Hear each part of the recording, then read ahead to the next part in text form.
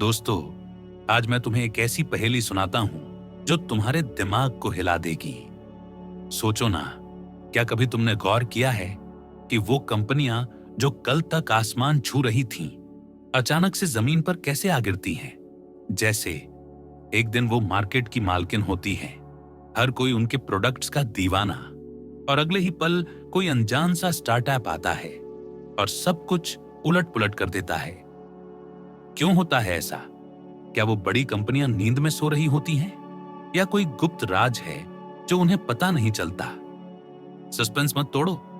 आज की वीडियो में हम खोलेंगे इस राज का पिटारा, किताब द इनोवेटर्स डिलेमा की पूरी समरी के माध्यम से, जिसे क्लेटन क्रिस्टेंसन ने लिखी है। ये किताब बिजनेस की दुनिया का वो सीक्रेट है जो बताती है कि सक्सेस की सीढ़ी चढ़ते चढ़ते कंपनियां नीचे क्यों गिर जाती हैं।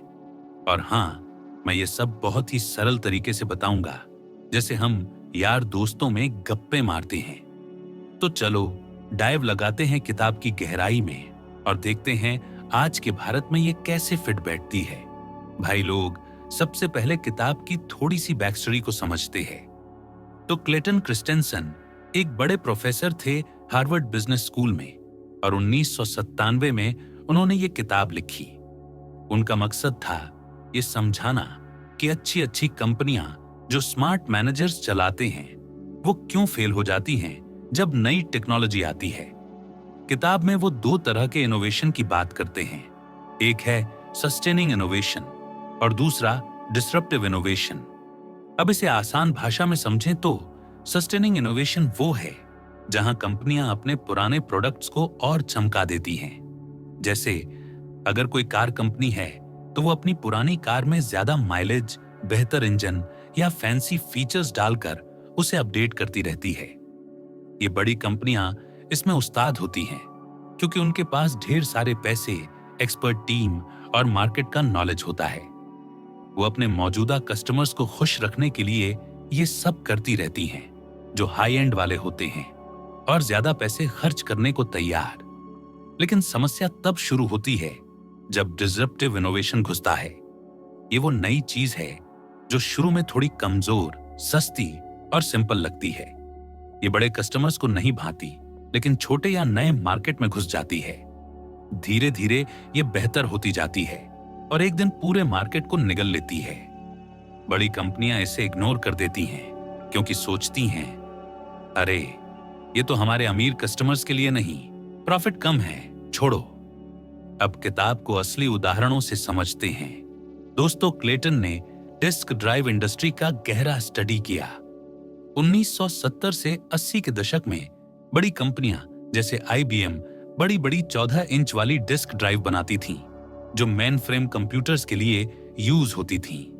वो इन्हें और पावरफुल बनाती रहती थीं, ज्यादा स्टोरेज, तेज स्पीड।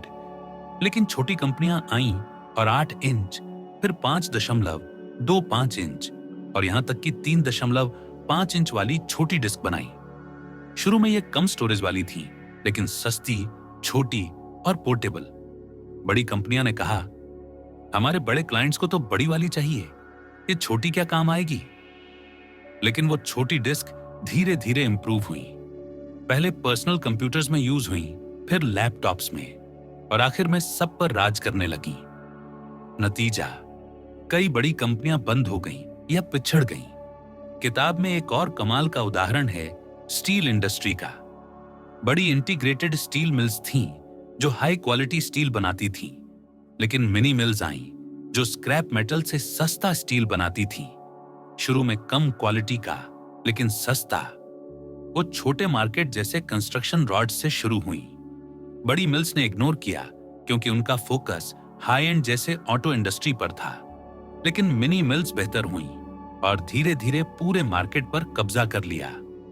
एक और उदाहरण है एक्सकेवेटर्स का।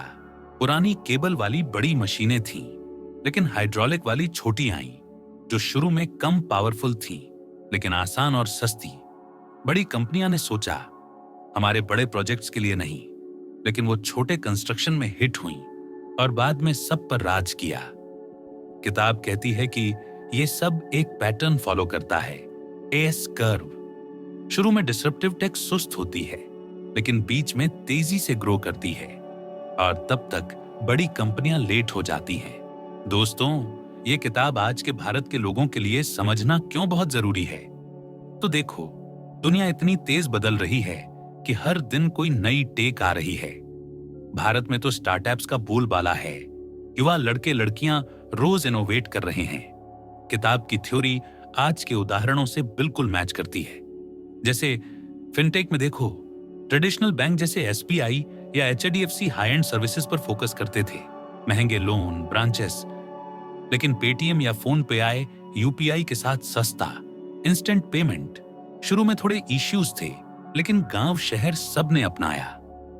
अब ये बैंकिंग को डिसरप्ट कर रहे हैं और बड़ी बैंकें अब जाकर एप्स बना रही हैं, लेकिन पीछे हैं। एक और ताजा उदाहरण हेल्थ केयर में फार्मेसी या रेड क्लिफ लाइफटेक के बारे में, जिसमें ट्रेडिशनल फार्मेसीज और लैब्स महंगे थे, लेकिन ये ऑनलाइन मेडिसिन डिलीवरी और होम टेस्टिंग से शुरू हुए।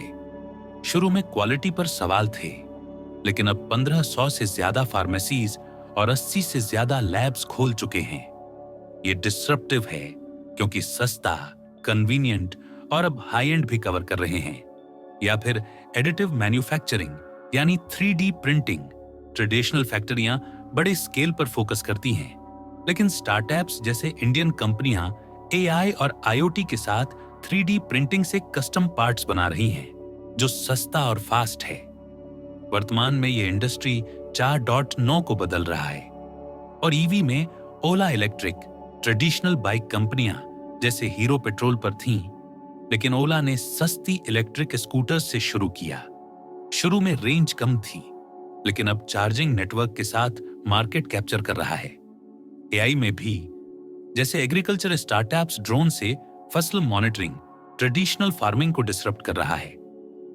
किताब बताती है कि आज के फास्ट पेस्ड वर्ल्ड में, जहां AI, 5G, quantum computing, IoT जैसी टेक आ रही हैं, कंपनियों को डिस्ट्रप्टिव चीजों को इग्नोर नहीं करना चाहिए। भारत में जहां 2024 को इंडियन आर्मी ने टेक्नोलॉजी एब्जॉर्प्शन का साल कहा, ये किताब सिखाती है कि कैसे तैयार रहें, वरना कोई छोटा प्लेयर सब उड़ा ले जाएगा। क्यों पढ़नी चाहिए ये किताब भाई?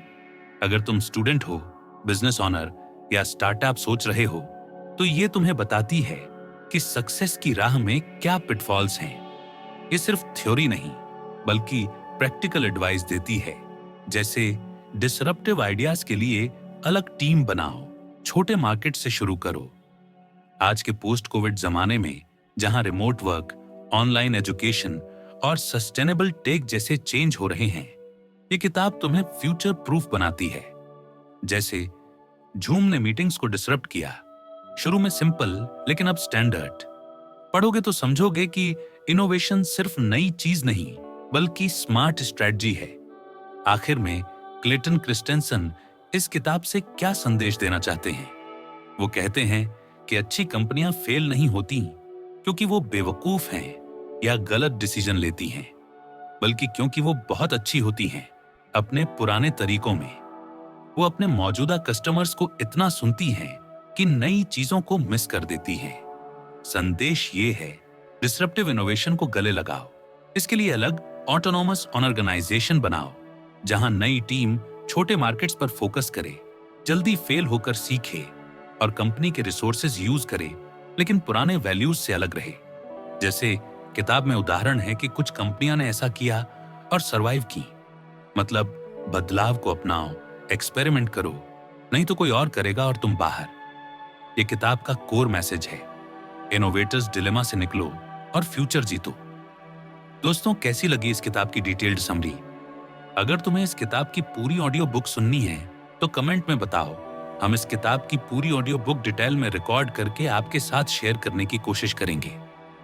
वीडियो लाइक करो, सब्सक्राइब करो चैनल को और कमेंट्स में बताओ कि तुम्हारा पसंदीदा डिसरप्टिव उदाहरण क्या है, भारत से या दुनिया से। अगली वीडियो में मिलते हैं कुछ नई किताब के साथ।